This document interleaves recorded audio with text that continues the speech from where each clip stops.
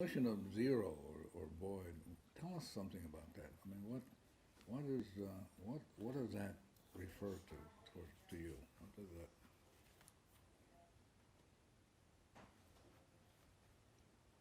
Well, if you meditate and you find that place to where you're not thinking and you're just being, I would call that zero. And then, have you ever had that experience, kind of like being at that place? I have had that experience. Yeah, and so what does it feel like? I mean, what does it feel like? It's great. It's wonderful. What does it mean, great?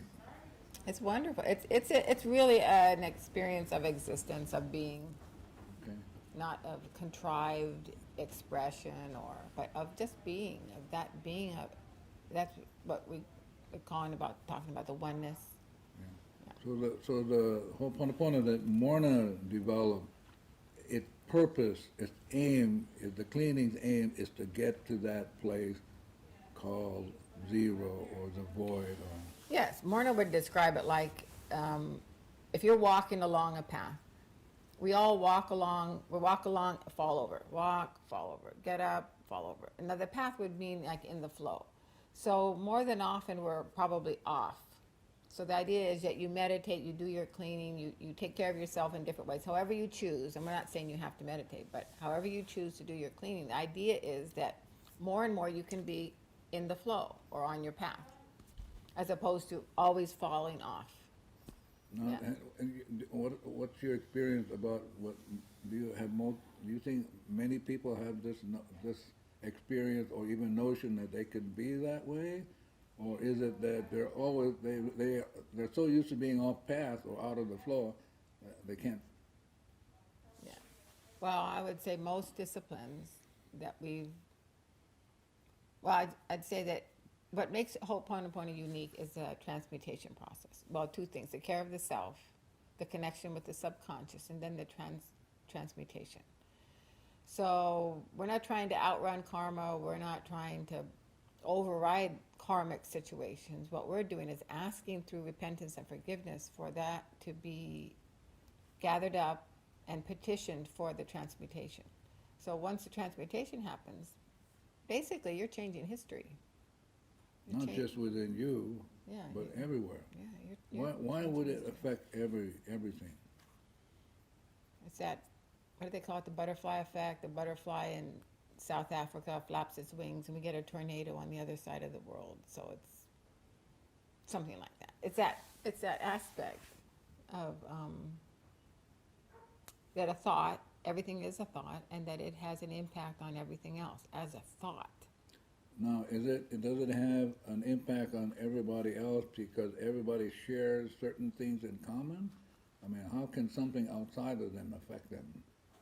As opposed to if we have shared kind of problems or ties, or when you jerk, we all jerk, even though we may not know it, you know? Right. Because really, again, with the Ho'oponopono, the idea is you don't step 1 inch outside your own nose, you don't look outside your own nose 1 inch, and outside your own toes 1 inch. So it has to all be within self. So with that in mind, we do affect everything within the self, which is outside in appearance or perception. So if you come in at zero or peace, then it affects how other people come. Yes. So let's say you're going to have a party. I mean, how do you prepare for the party? So in your mind, the party is about being peaceful, loving, caring, as opposed to the parties I used to go to in Waianae where it just ended up in riot. Right. Yeah. Well, I've been. Yeah. What do you do to prepare when you're going to go someplace or you're going to own an event? Yeah, I would first be doing my Ho'oponopono process within myself. So within my own 3 selves, I would look to care for the subconscious and work to correct any imbalances through the Ho'oponopono that come up, that I can see and unseen, both known and unknown. And then I would look to see, is it correct? Does it feel right after I do my clean to go to participate in this event? or invite people over. So again, everything comes back to the self. And it comes back in a big way with the relationship between the conscious, the subconscious, and the superconscious. And basically, our problems are within the conscious mind getting a feel and a working relationship with the subconscious. That's a real block that we have learned. Like when you go to school as a child and the teacher says, "Why were you late?" It's not just that you were late. So you try to make up an excuse. You think, well, gee, what will the teacher want to hear from me? So rather than allowing the subconscious to just, I'm late, okay, I can clean with this, we force ourselves to make up excuses or to do things that we think is correct. And so with this, getting back to the Ho'oponopono, we're working on the relationship between the conscious, the subconscious, and the superconscious mind, and a good working relationship.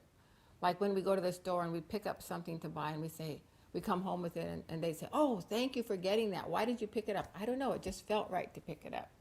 So we want to be in that flow, the gentle flow and the cleaning helps us to do this on a moment by moment basis.